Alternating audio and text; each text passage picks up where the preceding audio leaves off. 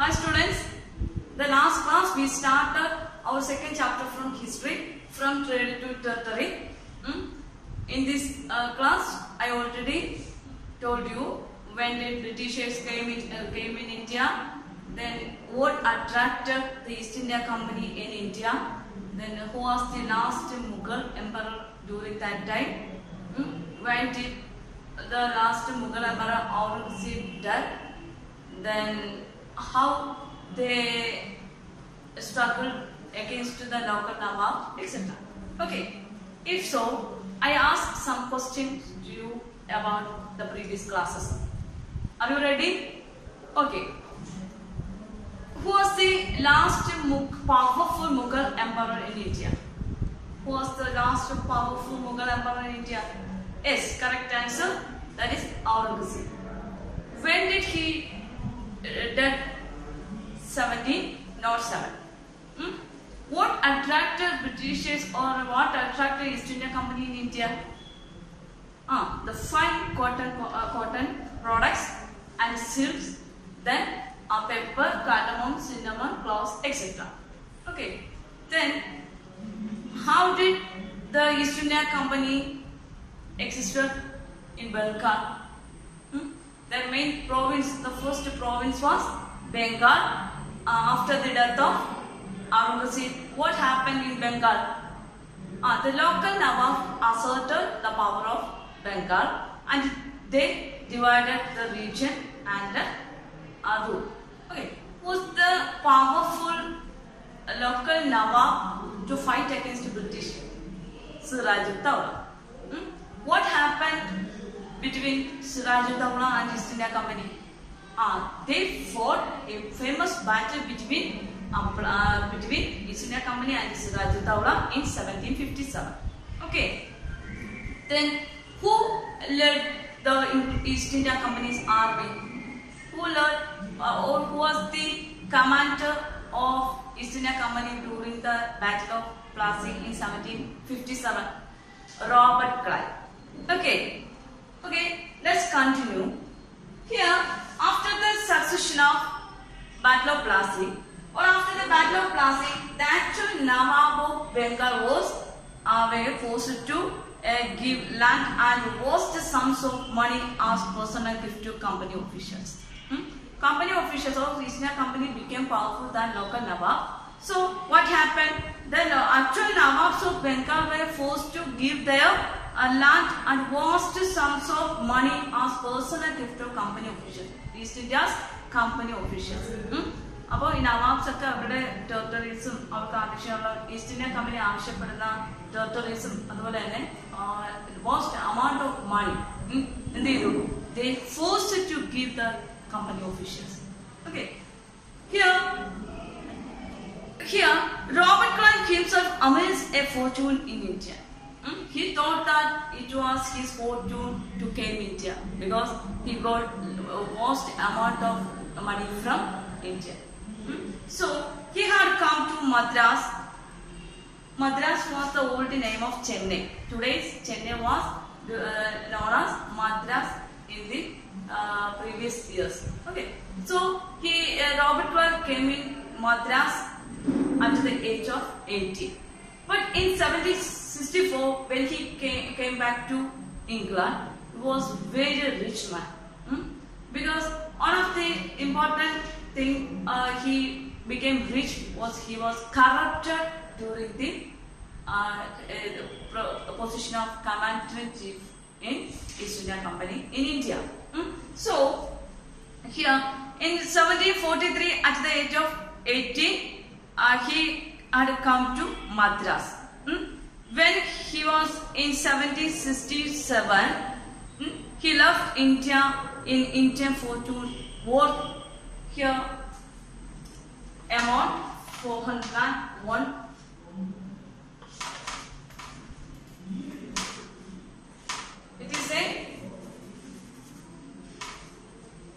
It is a symbol of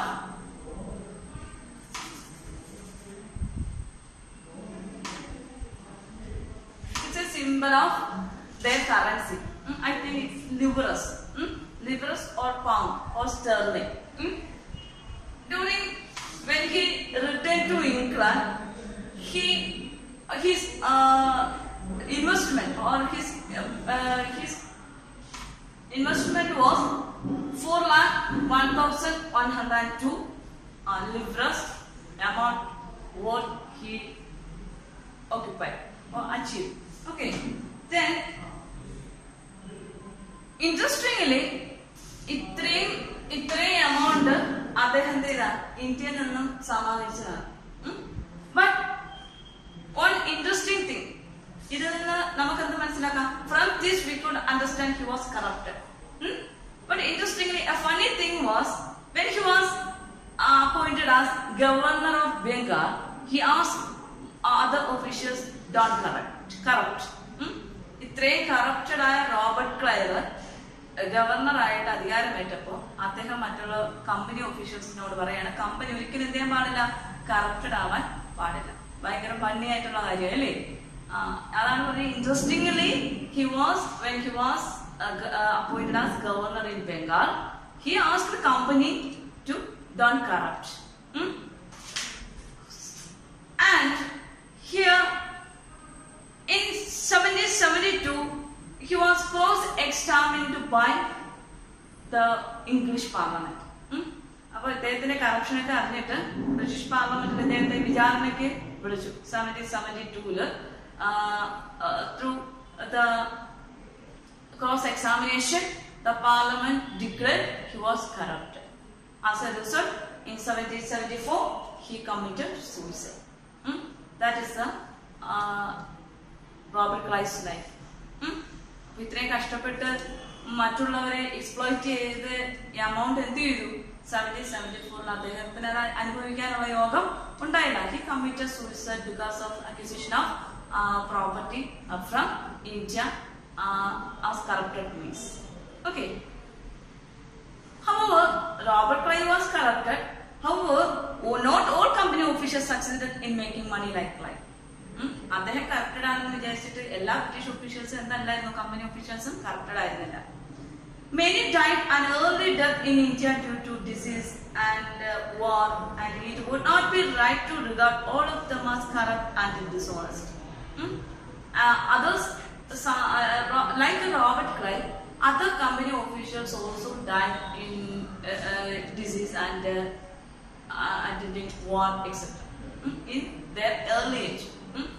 അപ്പോൾ Robert Clive വളരെ ചെറുപ്പത്തിലാണ് മരിച്ചത്. അതുപോലെ ഒരുപാട് കമ്പനി ഓഫീഷ്യൽസ് എന്ത് ചെയ്തിട്ടുണ്ട്, ഇതുപോലെ മരണപ്പെട്ടിട്ടുണ്ട്. ചിലപ്പോൾ എന്ത് ചെയ്യാം, വാറിലൂടെ ചിലപ്പോൾ ചില രോഗങ്ങളൊക്കെ പിടിവിട്ട് എന്ത് ചെയ്തിട്ടുണ്ട്, മരിച്ചിട്ടുണ്ട്.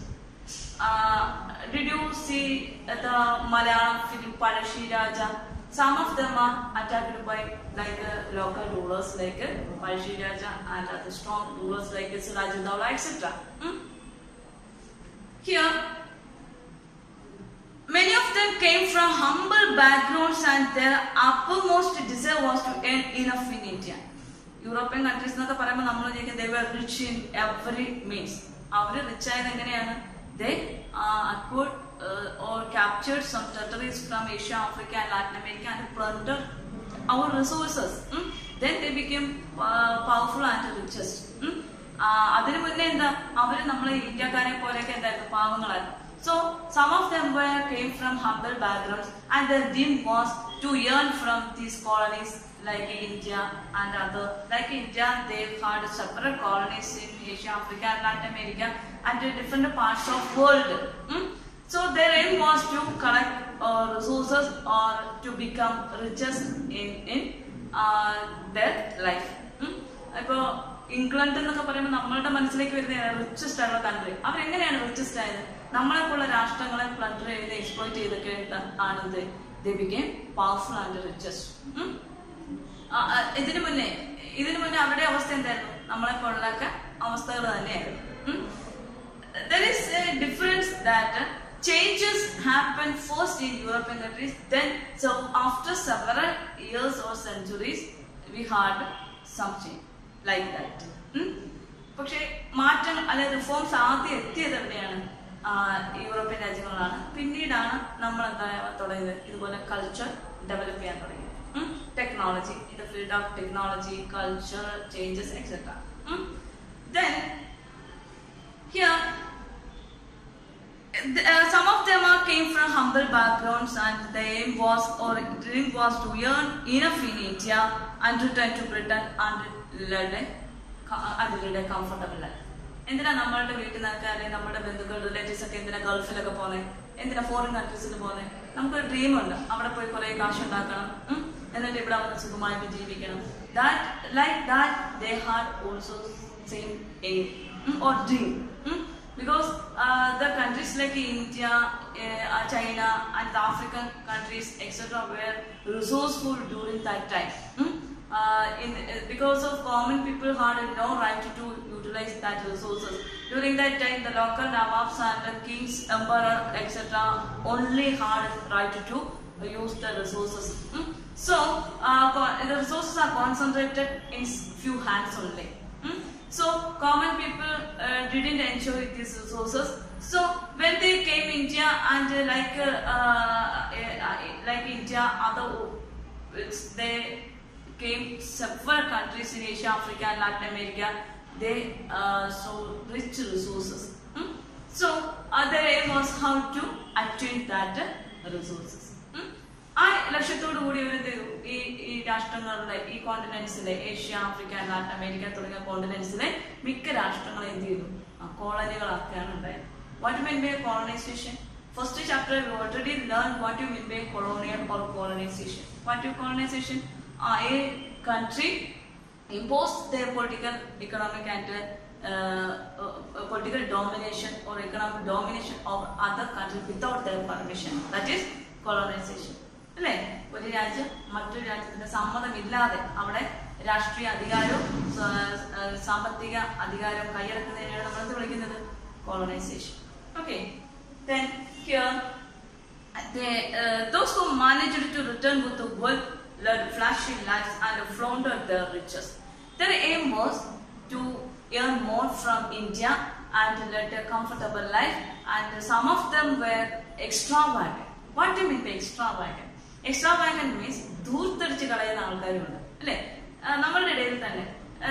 Suppose an example, within our classroom, each students are unique and different. Some of them are ചിലരെന്തായിരിക്കും വളരെ പിശുക്കന്മാരായിരിക്കും അല്ലേ, പൈസയൊക്കെ ചിലവാക്കുന്നതായിരിക്കും. Some of them are like to live comfortable life or extravagant life. ചിലർക്ക് വളരെ കംഫർട്ടബിൾ ആയിട്ട് വളരെ ലക്ഷൂറിയസ് ആയിട്ട് ജീവിക്കുന്നതാണ് ഇഷ്ടം. ഉള്ള കാശ് എങ്ങനെ ദൂർത്തടിച്ച് കളയാം. അപ്പോൾ here also some of the officials were they led an extravagant life. Here they were called nabobs. I already told you the last class what you mean by nabobs. Nabobs were the Britishers, the Englishes ridiculed the company officials, or I already told you after the defeat of the Nawabs, they declared themselves as Nawabs. Like എല്ലാ നവാബ്സിനെയും പരാജയപ്പെടുത്തിയതിനു ശേഷം അവസാനം എന്താ ചെയ്തേ? ഈ company officials തന്നെ സ്വയം എന്തായിട്ട് പ്രഖ്യാപിച്ചു? നവാബ്സ് ആയിട്ട് പ്രഖ്യാപിച്ചു. So they ensured law. As a result, അപ്പൊ അവരവരുടെ ജന്മനാട്ടിൽ ചിലപ്പോൾ അവർ കളിയാക്കും, ദേ പോകുന്ന ഒരു നബോബ് അല്ലേ? ലൈക്ക് ദാറ്റ് കാർട്ടൂണുകളിലൊക്കെ മറ്റും അവർക്ക് ചെയ്തു ഈ നബോബ്സിനെ they used the term nabobs or ridiculed that type of officials. They ridiculed or made fun in plays and cartoons. Okay, here we started from the life of Robert Clive. When he came in India, when he came in Madras, he was only 80 years. When he returned to England, he was very rich man from India. He thought that his fortune he came to India. It was a fortune. He came to India, but he was appointed as governor of Bengal in 1764. He asked company officials to don't corrupt. As a result, already he was corrupted. As a result of the complaint of company officials, The English Parliament cross-examined Robert Clive, and as a result, 1774 he committed suicide. Several company officials' dream was to earn more from India and to lead a good or comfortable life when they return to India, to their motherland. Okay. Then company rule expands. Company rules again expands. Company rules expands. Already they started to expand after the Battle of Plassey. Then again company rule expands more regions. How could the company expand more places? Here, if we analyze the process of annexation of Indian states by the East India Company from 1757 to 1857. 1757 to 1857, the company tried to expand the territory. The year 1757 was very famous in Indian history, and also the year 1857. After 100 years, 1857, there happened or occurred a great incident in India. We will discuss then. The following classes we will discuss what happened in India in 1857. We already know what happened in India in 1757. The famous historical importance that the Battle of Plassey occurred in 1757 fought between whom? Sirajuddaula, the Nawab of Bengal, and the East India Company. Okay, how could the company rule expand? Here, certain key aspects emerged between 1757 to 1857. Here, the company rarely launched a direct military attack on an unknown territory. If they wish to attack on territory, they can easily attack. But they didn't attack easily an unknown territory. Why? ഒരറിയപ്പെടാത്ത ഒരു territory അല്ലെങ്കിൽ വലിയ പരിചയമില്ലാത്ത ഒരു territory അങ്ങോട്ട് പോയി company എന്ത് ചെയ്യാറില്ല, ആക്രമിക്കാറില്ല. അല്ലെങ്കിൽ തന്നെ എന്താ അവര് മുൻകൈ എടുത്ത ഒരു സ്ഥലത്തെ ആക്രമിക്കാറില്ല. വൈ? സിറാജുദ്ദൗള ആക്രമിക്കാൻ വന്നപ്പോൾ തന്നെ കമ്പനി ആദ്യം എന്താ ചെയ്തത്? നെഗോഷിയേറ്റ് വിത്ത് സിറാജുദ്ദൗള. സിറാജുദ്ദൗളയായിട്ട് എന്താ ചെയ്തത്? ആദ്യം ഒരു ഡിപ്ലോമാറ്റിക് ആയിട്ടുള്ള സംസാരം നടന്നു. യുദ്ധത്തിന്റെ ആവശ്യമുണ്ടോ? But Sirajuddaula was angry with the company officials and started war against or battle against company officials. Company officials attacked Sirajuddaula and defeated. Is it like that? They didn't wish to attack or they didn't wish direct attack to any region. Why? ഏതൊരു ബാറ്റിൽ ആണെങ്കിലും പ്രക്ഷോഭം ആണെങ്കിലും അല്ലെങ്കിൽ ഒരു വാർ ആണെങ്കിലും after war we will face so many things. What will we face with a war or battle? We lost so many people after war. We lost property. We lost life and property, etc. Then we lost time. We could not gain from any battle or war. യുദ്ധം കൊണ്ടോ ഒരു ബാറ്റിലോ കൊണ്ടോ നമുക്കൊന്നും നേടാൻ പറ്റത്തില്ല. നഷ്ടങ്ങൾ മാത്രമേ ഉണ്ടാകത്തുള്ളൂ. ചിലപ്പോൾ വിജയം കിട്ടിയെന്നിരിക്കാം, ബട്ട് ആ വിജയത്തോടൊപ്പം എന്തുണ്ടാവും? നമുക്ക് സാമ്പത്തിക നഷ്ടങ്ങളും ഉണ്ടാവും. അപ്പൊ പ്രോഫിറ്റ് മാത്രം ഉദ്ദേശിച്ച് ഇവിടെ വന്ന കമ്പനി ഒഫീഷ്യൽസ് ഇങ്ങനെ യുദ്ധം ചെയ്ത് പൈസ ചെലവാക്കാൻ ശ്രമിക്കുമോ? No. So they didn't wish to attack anyone, especially in unknown territory. അറിയാത്ത പരിചയമില്ലാത്ത ഒരു ടെറിട്ടറി അങ്ങോട്ട് പോയി ആക്രമിക്കാറില്ല. കാരണം സിറാജുദ്ദൗളയെ പോലെ പവർഫുൾ ആയിട്ടുള്ള റൂളേഴ്സ് ചിലപ്പോൾ പല സ്ഥലങ്ങൾ എന്ത് ചെയ്യുന്നുണ്ടാവാം, ഭരിക്കുന്നുണ്ടാവാം. How did they attack Sirajuddaulah or defeat Sirajuddaulah? Sirajuddaulah പരാജയപ്പെടുത്തുന്ന ഒറ്റ കാരണം എന്ന് വെച്ചാൽ എന്താണ്? ഇദ്ദേഹത്തിന്റെ കമാൻഡറായിട്ടുള്ള മിർജാഫർ ചതിച്ചത് കൊണ്ട് മാത്രമാണ്, അല്ലേ? Sometimes when he was won the battle of Plassey by Sirajuddaula, what was the problem faced by East India Company? സിറാജുദ്ദൗളയാണ് വിജയിച്ചിരുന്നെങ്കിൽ എന്തായിരിക്കാം കമ്പനിയുടെ അവസ്ഥ? ഓൾറെഡി കാസിം ബസാറിലും കൽക്കത്തയിലും എല്ലാ കമ്പനീസും സിറാജുദ്ദൗളയുടെ നേതൃത്വത്തിൽ ബ്ലോക്ക് ചെയ്തു. പ്ലാസിയിലും വിജയിച്ചില്ല എന്ന് ഉണ്ടായിരുന്നെങ്കിൽ കമ്പനി എന്ത് ചെയ്തേനെ, കെട്ടുപൂട്ടി ഇംഗ്ലണ്ടിൽ തിരിച്ചു പോകേണ്ട സ്ഥിതി വന്നേനെ അല്ലേ. Like that, so they didn't attack directly in a unknown territory. So, and though the residents, the company officials began interfering in the internal affairs of Indian states. They are instead it is used a variety of political, economic and diplomatic methods to extend its influence before annexing an Indian kingdom. അപ്പോൾ ഒരു അറിയപ്പെടാത്ത territory ആക്രമിക്കുന്നതിന് മുമ്പ് അവരെന്ത് ചെയ്യുന്ന പറഞ്ഞേ, they used a variety of political, economic and diplomatic method. അവര് ആദ്യം ചില എഗ്രിമെന്റുകൾ വെച്ച് നോക്കും. ഞങ്ങൾ ഇങ്ങനെയൊക്കെ ചെയ്യാം, നിങ്ങൾ പകരം ഇതിന്റെ കൺസെഷൻ ഞങ്ങൾക്ക് തരണം, അല്ലെങ്കിൽ എന്തെങ്കിലും പൊളിറ്റിക്കൽ ആയിട്ടുള്ള ഞങ്ങൾ നിങ്ങൾ പൊളിറ്റിക്കൽ ഫീൽഡിൽ എന്ത് ചെയ്യാം, ഹെൽപ്പ് ചെയ്യാം. ഇങ്ങനെ ഓരോ, അല്ലെങ്കിൽ they try to diplomat with the local rulers. What do you mean by diplomat? Diplomat means negotiation. Negotiation means അനുരഞ്ജനത്തിലൂടെ സംസാരിച്ച് തീർക്കാൻ പറ്റുന്ന കാര്യമാണെങ്കിൽ സംസാരിച്ച് തീർക്കുക, അല്ലെങ്കിൽ എന്താ വളരെ സോഫ്റ്റ് ആയിട്ട് സംസാരിച്ച് കാര്യം നേടിയെടുക്കുന്നതിനാണ് നമ്മൾ ഡിപ്ലോമാറ്റ് എന്ന് പറയുന്നത്. Diplomatic methods to extend his influence before annex a particular region. അവർക്ക് അവർ ലക്ഷ്യം വെച്ചിട്ടുള്ള ഒരു റീജിയൻ അവർ നേടിയെടുക്കാൻ വേണ്ടി അവർ ഈ മെത്തേഡൊക്കെയാണ് യൂസ് ചെയ്തത്. Social, political and diplomatic methods to annex an area. ഇപ്പൊ കൽക്കട്ട എന്ന് പറഞ്ഞ ഏരിയക്ക് അവർ കണ്ണുണ്ടെങ്കിൽ അവരെന്ത് ചെയ്യും, ആദ്യം നവാബിനോട് പറയും ഞങ്ങൾക്ക് ഇതിന്റെ കൺസ്ട്രക്ഷൻസ് വേണം. Let's rewind to the previous incidents in Bengal. What happened before trading in Bengal? First they got the farmland from Aurangzeb.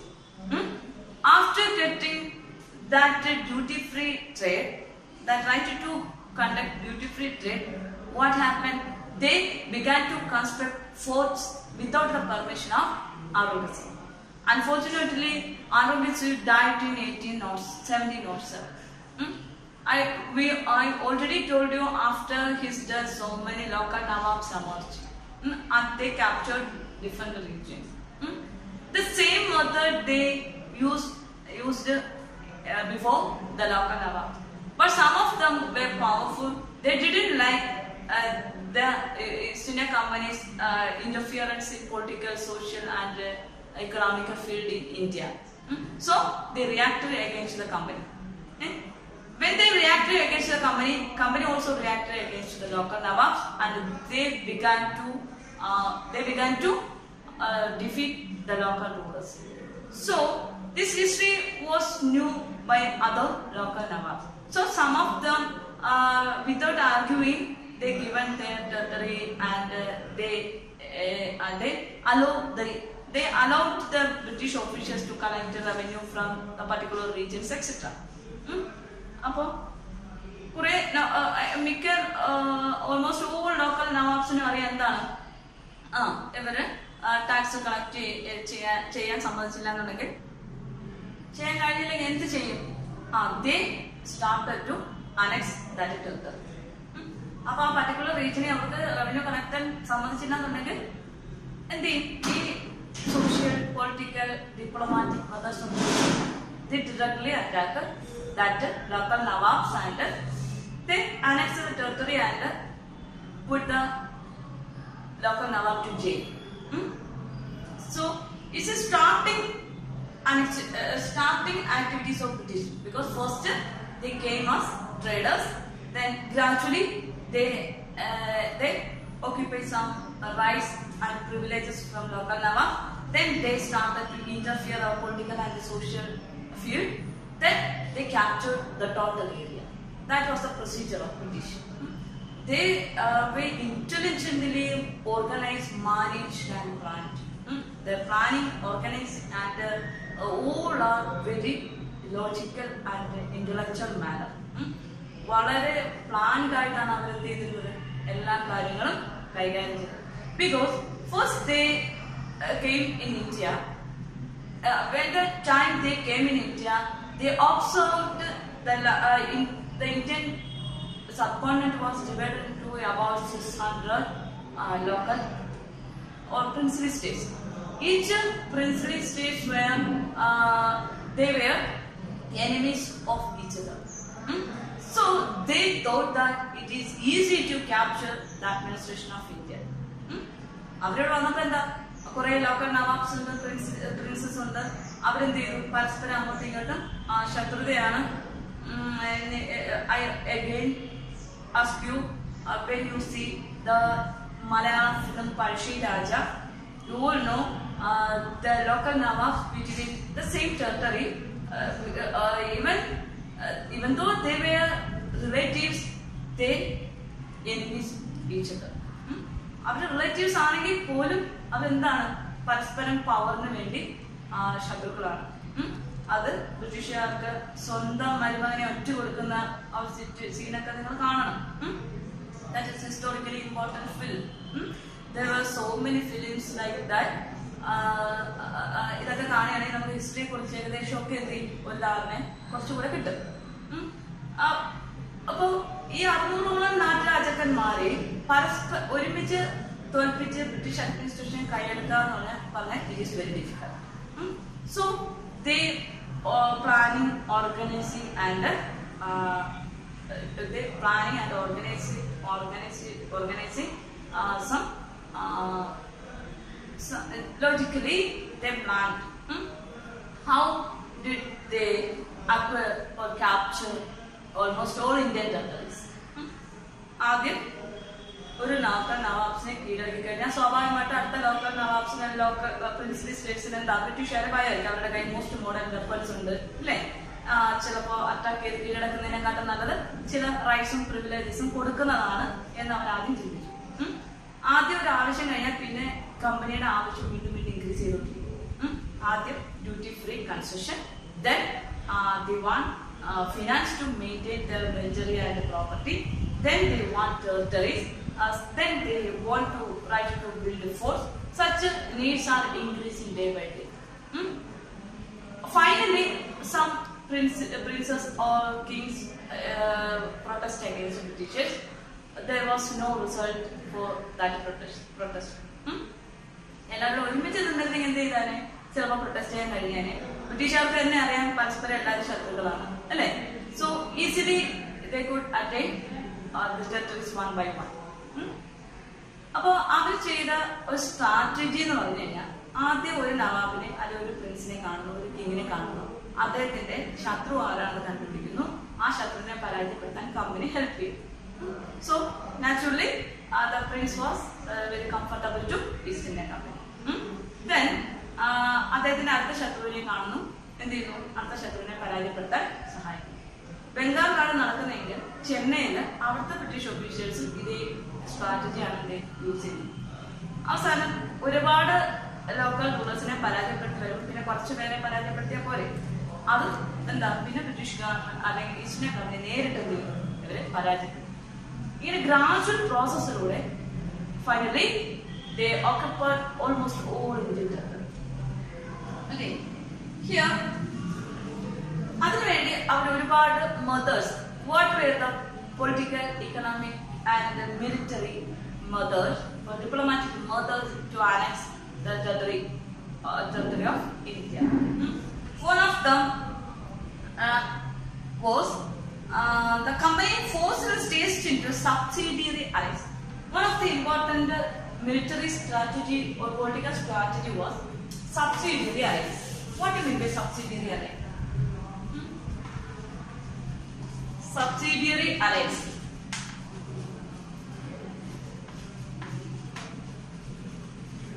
All local rulers were forced to use that benefits of subsidiary alliance. What do you mean by subsidiary alliance?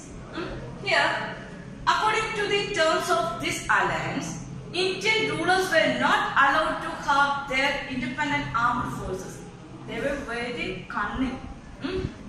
ഈ alliance പ്രകാരം Indian rulers ആരും എന്ത് ചെയ്യേണ്ട കാര്യമില്ല, സ്വന്തമായിട്ട് സൈന്യത്തെ ഒരുക്കേണ്ട കാര്യമില്ല.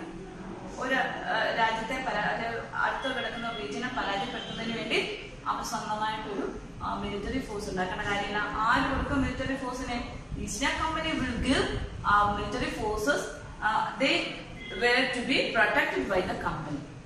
And the company and the local rulers are protecting. How? By they had to pay for the subsidiary forces that the company was supposed to maintain for the purpose of this protection. Appo company the sainyathai vittu kodukkum. After the victory, the rulers had to compel to pay the salary or amount or finance. Appo subsidiary alliance എന്ന് പറയുന്നത് military alliance ആണ്. ഏത് local നവാബ്സിനാണ് military alliance ആവശ്യം, ആ local നവാബ്സിന് വേണ്ടി east India കമ്പനിയുടെ സൈന്യം പോകുന്നതിന് പകരം എന്ത് കൊടുക്കണം? ഇതിന്റെ ചെലവായ തുക, പർട്ടിക്കുലർ എമൗണ്ട് എത്രയാണെന്ന് പറഞ്ഞാൽ എമൗണ്ട് കൊടുക്കണം. ഇനി എമൗണ്ട് കൊടുത്തില്ലെങ്കിലോ, if they didn't give payment, what did they do? The company was supposed to maintain for the purpose of this protection. If the Indian ruler failed to make the payment കൊടുക്കാൻ പരാജയപ്പെട്ടു കഴിഞ്ഞാൽ എന്ത് ചെയ്യും? Then part of the territory was taken away as penalty. ഏതെങ്കിലും ആ പേയ്മെന്റിന് equal ആയിട്ടുള്ള തുക വരുന്ന പർട്ടിക്കുലർ റീജിയൻ എന്ത് ചെയ്യും? ഓക്യുപ്പൈ ചെയ്യും, കമ്പനി ഓക്യുപ്പൈ ചെയ്യും. That was the rule of subsidiary alliance. Here, for example, when Richard Wellesley was Governor General in 1798, the Nawab of Awadh was forced to give over half of his territory to the company in 1801. An example, എന്ന് പറയുന്നത് ഇവിടെ Richard Wellesley governor general ആയിരിക്കുന്ന സമയത്ത് here Richard Wellesley was എവിടെയാണ്? അവാദിന് അന്നത്തെ ruler ആയിരുന്ന ആളെന്ത് ചെയ്തു? അദ്ദേഹത്തിന്റെ ടെറിട്ടറിയുടെ പകുതിയോളം ആർക്ക് കൊടുക്കേണ്ടി വന്നു? കമ്പനിക്ക് കൊടുക്കേണ്ടി വന്നു. What nonsense they did? Because already they had to power to maintain their own army. But they heard the words of East India Company. They could not maintain their own army and they used the subsidiary alliance of East India Company. അവരെന്താ already അവർക്ക് സ്വന്തമായിട്ട് സൈന്യത്തെ maintain ചെയ്യാനുള്ള capacity ഉണ്ടായിരിക്കെ അവരെന്ത് ചെയ്തു? ആരെ approach ചെയ്തു? East India company. Because they had most modern weapons and pistol, bomb etcetera. We had only എന്താണ് നമുക്ക് എന്തുമാത്രമുള്ള സോഴ്സ്? നമുക്ക് വാടും പരിചയമൊക്കെ ഉള്ളൂ. ബട്ട് ദേ ഹാഡ് അവരുടെ കൈ തോക്കും അതുപോലെ വെടിമരുന്നും ഒക്കെയുള്ള ഒരു സാഹചര്യം ആയതുകൊണ്ട് പെട്ടെന്ന് ശത്രുവിനെ തോൽപ്പിക്കാൻ വേണ്ടി ആരെ അപ്രോച്ച് ചെയ്തു? ഈസ്റ്റ് ഇന്ത്യ കമ്പനിയുടെ സബ്സിഡിയറി അലയൻസിനെ അപ്രോച്ച് ചെയ്തു. As A result, the ruler of Awadh was compelled to pay the half of his territory as their payment. അത്രയും വലിയൊരു ഫിനാൻസ് മുടക്കി എന്ത് ചെയ്തു? അദ്ദേഹത്തിന്റെ രാജ്യത്തിന്റെ പകുതിയോളം ആർക്ക് കൊടുക്കേണ്ടി വന്നു? ഈസ്റ്റ് ഇന്ത്യ കമ്പനിക്ക് കൊടുക്കേണ്ടി വന്നു. Who was the Governor General of Awadh during that time? Richard Wellesley. Okay. The Richard Wellesley was Nawab from 1798 to 1805. The ruler, they captured the territory from Awadh in 1801. As he failed to pay the subsidiary alliances, Hyderabad was also forced to cede territories on similar grounds. അതേപോലെ തന്നെ Naisam of Hyderabad, പിന്നെ ഓരോ റൂളറിനും ഓരോ ടെറിട്ടറിയിലും ഓരോ പേരാണ്. ബംഗാളിലെ rulers nawabs, ഹൈദരാബാദിൽ നൈസാം, അതുപോലെ നമ്മുടെ കേരളത്തില് എങ്ങനെയാ രാജാക്കന്മാർ എന്നൊക്കെ പറയുന്നത്. Here, same situation was faced by the rulers of Hyderabad also. Okay, here an important question is what do you mean by subsidiary alliance? Or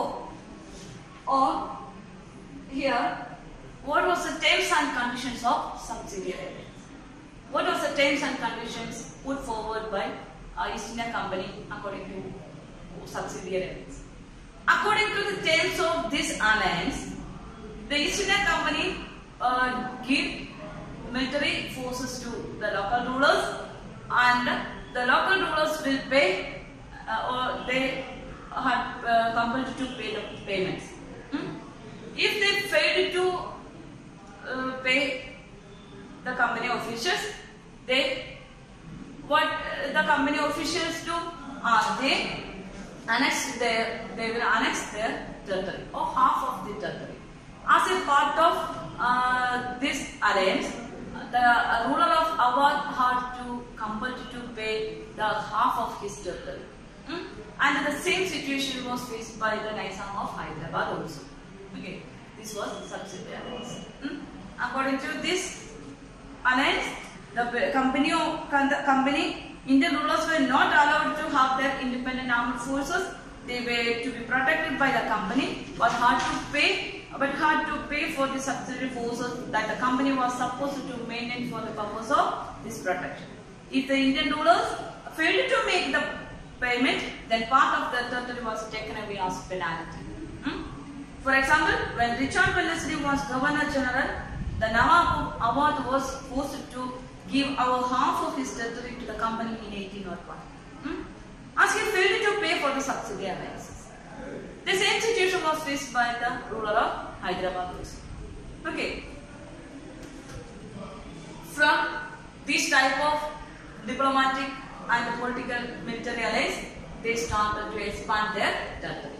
The title was Company Expands Rule in Indian States. Okay, I hope that you understood how they could expand their territory. This is the first method. Which is the first method? Subsidiary alliance. Through the method of subsidiary alliance, they could annex the Indian states one by one. Okay. Then here in a box, here is a box. What power did the residents have? This is what James Mill, the famous economist and political philosopher from Scotland, wrote about the residents appointed by the company. Who were the residents? After the Battle of Plassey and Bexar, they appointed a group of people as residents. For what purpose they appointed residents? For what purpose they appointed residents? Residents mean group of people that serve the company officials. Okay, here we already know about James. Who was James Mill? In your 6th or 7th standard, the first previous chapter also we familiarized James Mill. Who was James Mill? James Mill was an English economist and politician. He was a Scottish economist. He divided Indian history into Hindu, Muslim and British period. Okay. Then he wrote about the residents appointed by the company. What he wrote about residents? We place a resident who really is king of the country, whatever injunction of non-interference he may act under. As long as the prince acts in perfect subservience and does what is agreeable to the residents, that is the British government things go on quietly, they are managed without the resident appearing much in the administration of office. But when anything of a different nature happens, the moment the prince take a course which the British government think wrong, then comes clashing and disturbance. He wrote about residents. Residents were a group of officials appointed in each state. For what purpose? After the appointment of residents, they decided who became the next ruler of Indian states. You think? In Indian states, who became the next prince or king? Who decided? Who will decide? The residents will decide.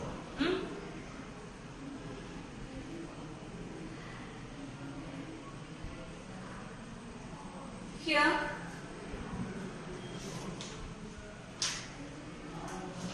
after the Battle of Bexar, the company appointed residents in Indian states. They decided who become the next ruler. Then their job was to serve and further the interest of the company. Through the residents, the company officials began interfering in the internal affairs of Indian states. They tried to decide who was to be successor to the throne and who was to be appointed as next ruler. ഇപ്പൊ residence ആണ് പിന്നീട് എന്ത് തീരുമാനിച്ചത്? ഇന്ത്യയിലെ ഓരോ സ്റ്റേറ്റ്സിലും ആര് ഭരിക്കണം, അവർക്ക് favourable ആയിട്ടുള്ള like Mir Jafar. They wanted the rulers like puppets, like Mir Jafar. So they selected the rulers like Mir Jafar and they appointed rulers as their own interest. Residents ne appoint ചെയ്തിരിക്കുന്നത് എന്തിനാണ്? For what purpose they appointed residents? To serve first thing to serve company officials. Company officials ne serve ചെയ്യുക എന്ന് പറഞ്ഞാൽ അവരുടെ ഇഷ്ടത്തിൽ പ്രവർത്തിക്കുക എന്നുള്ളതാണ്. The second duty of residents were they decide the who become the next ruler of Indian states. അവർക്ക് favourable ആയിട്ടുള്ള ഒരാളെ എന്ത് ചെയ്യും? അധികാരത്തിൽ ഏറ്റു. അതൊക്കെയായിരുന്നു റെസിഡൻസിന്റെ duty. Through the residents, the company officials began interfering in internal affairs of Indian states. ഏതെങ്കിലും ഒരു രാജ്യത്തിന്റെ ആഭ്യന്തര കാര്യങ്ങൾ മറ്റൊരു രാജ്യത്തിലുള്ളവർക്ക് ഇടപെടാനുള്ള അധികാരമുണ്ടോ? No. But here they are starting to interfere all Indian states affairs. Our internal affairs of each state they interfere and they began to decide who become the next ruler or how to throw in the power, etc. Then next topic, Tipu Sultan. Okay, Tipu Sultan. Have you heard about Tipu Sultan? Have you heard Tiger of Mysore? He was known as Tiger of Mysore.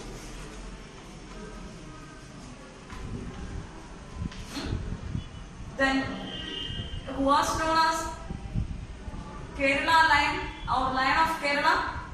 Palshi Raja. Like Tipu Sultan was Tiger of Mysore.